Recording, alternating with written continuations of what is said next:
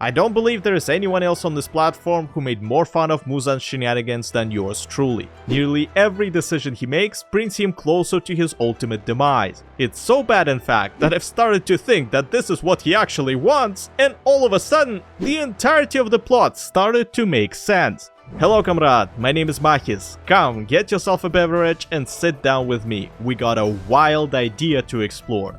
This video was sponsored by absolutely no one, but you can support the channel through Patreon, where you can get hours of content featuring Mahis in his natural habitat for a price of a fancy cup of coffee. Or you can join our Discord to catch these streams live for absolutely free. Links are down in the description. You must be asking yourself, what type of carpet did I smoke to come up with such a bizarre theory? We clearly see Muzan constantly looking for ways to conquer the sun, seeking perfection and striving to be one with eternity. Well, that's exactly what got me thinking about this whole ordeal, because something does not add up. Spoiler warning by the way, we'll be covering events and using information from later chapters of the manga as we go further into this video. There is a great disconnect between what Mr. Jackson wannabe says and what he actually does. Take this statement for example. The one thing I dislike is change. Yeah, except that he seems to be perfectly fine with constantly changing his drip, body, and even his living environment. Seriously, why does he go around incorporating himself into random families when he obviously doesn't want anything to do with them? For cover? To avoid slayers? My dude, you have your own fucking dimension with Blackjack and Ducky where you can be in your favorite state of unchangingness all you want and just let others do the work for you. Speaking of which, our demon daddy really wants to go for that milk since he doesn't like creating more demons. Okay, this time at least he has a reason. There is a chance that a demon will mutate the ability to sunwalk, plus he needs drones to go find the blue spider lily. But why don't you employ people to do that instead? Say you are a scientist and you need it for research purposes. Don't tell me he doesn't trust them, views them as trash and all that bullshit.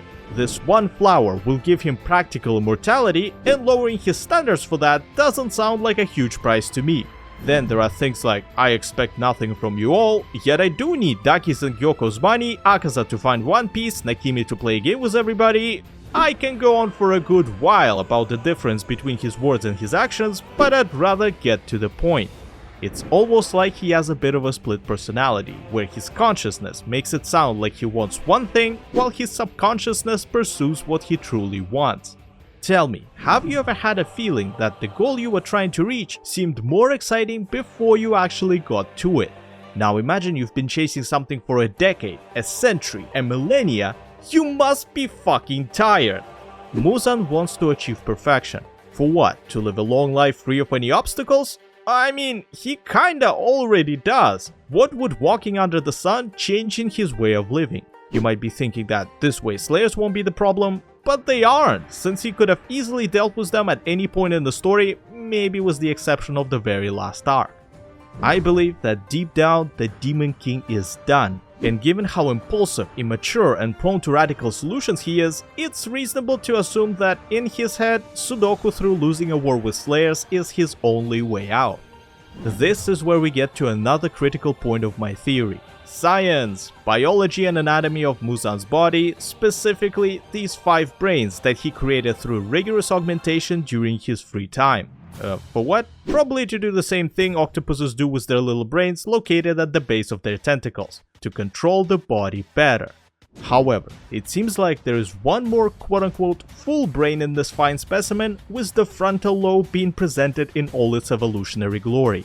You see, it's responsible for reasoning, social understanding, executive functions, voluntary muscle movements, learning and recalling information. No shit, Muzan's actions don't often match his words, since he has at least 2 control centers in his body. And if you think that because these brains are all linked up and should operate within the same mind so to speak, you are not entirely correct, as conjoined twins who have their brains connected in a way that they can even share sensory information are still 2 different individuals. Same thing is likely happening over here. Let's call them the demon brain and the human brain for now, and I promise it will make sense later.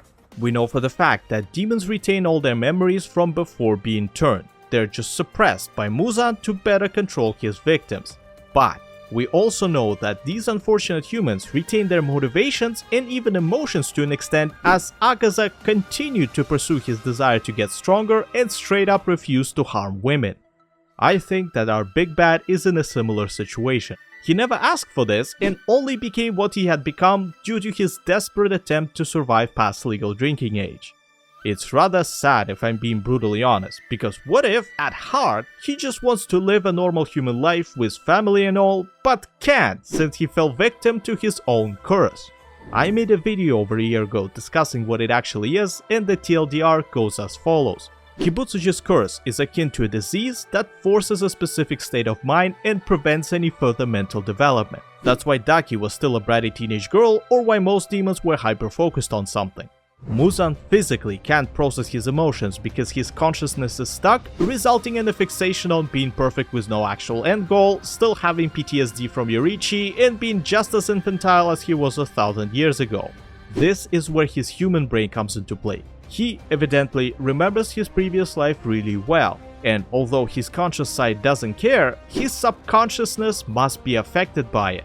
Remember how demons usually have a moment of clarity as they die? That's because their memories come back and they can finally think for themselves. Muzan doesn't have that problem. He can certainly think for himself, it's just that there are multiple of him on account of having at least 2 fully functional brains. Here's a serious question. What do you think an immature person who can't deal with their own emotions, has been living for centuries in constant fear, and was failing to achieve their goal would do to resolve this situation? Hold that thought, as I'm going to drop some serious bombs with the third reason for this crazy theory. Kokushibo's decision to oof himself is caused by his connection to Muzan's feelings. Let me cook this one.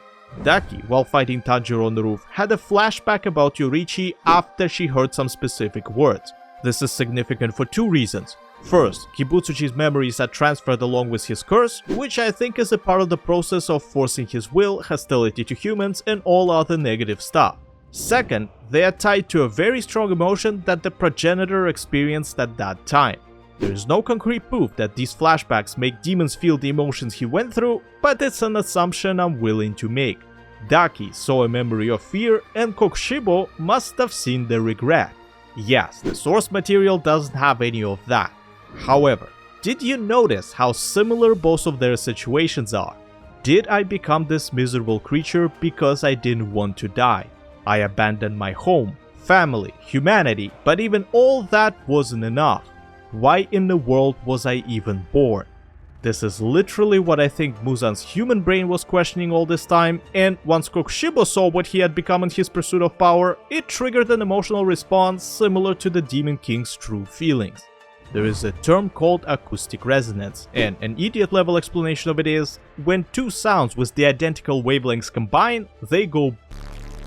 Similarly to that, Koku's own sorrows triggered those of his master, resulting in an emotional resonance which led to a severe existential crisis and giving up on life.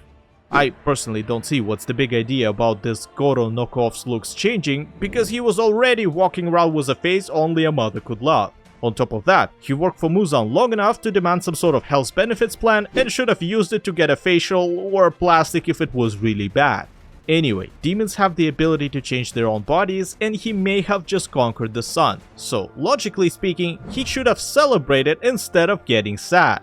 Back to the main villain. My theory suggests that, unlike the first moon, he was subconsciously feeling all this for a while, and as soon as the opportunity presented itself, he decided to Aizen the shit out of Tanjiro. We are omitting the Kamado massacre, by the way, as I've tried to explain it from every possible point of view and it still doesn't make any sense, so let's start with their first encounter. It's all good, what he does is perfectly reasonable, until he orders the arrow boy and the girl with the balls to go after our main character's ass. You can argue he didn't know how strong our lad is and thought that it would be enough, but there is a reason why we call our friend Hans and ask him to get the Flammenwerfer. When we encounter an insect we're disgusted with, or even worse, afraid of, we want to exterminate the fuck out of it just so we never have to think about it again. And you mean to tell me that a dude who does this to his own subordinates won't get Akaza involved immediately? Bullshit, he sent these schmucks because they were level appropriate for Tanjiro. Yes, they did pose a great deal of challenge, but if he couldn't overcome that, ain't no way he was eventually killing Muzan. Then the formula repeats over and over again, sometimes intentional, sometimes not, yet you can clearly see how the protagonist is fighting progressively stronger enemies and how the antagonist makes sure he won't fight anything weaker than what he had fought already. A few arcs later, we find Kibutsuji at a crossroads. On one hand, there is a demon who can go on a morning stroll, on the other, slayers are stronger than ever. Both sides of him can now reach what they so desperately desire. Although his subconsciousness understands that if the demon wins, there'll be a giant void in his heart as a result of chasing this goal for centuries non-stop. Sure, Muzan will have all he ever wanted, but what's next? His situation will be similar to somebody who's been buying lottery tickets hoping to win while doing nothing productive with their current life. These types of people often end up suffering a lot if they win the jackpot, and it's precisely why his human brain proceeds with the plan to get defeated. He barges into the enemy's HQ, splits up his forces, leaves Nakimi unguarded, and overall does everything to lose all the advantages he had. Eventually, his body succumbs to slayers, and as his human side dies, the demon takes over Tanjiro, but ultimately fails, not being able to overpower the subconsciousness yet again, this time of our main character. In the end, Muzan was just like most other demons, a miserable human granted everything he never had in exchange for everything he did. It was I, Makis, tinfoiling the hat into the microphone. Have a great whatever time of the day you have. Until next time, cheers.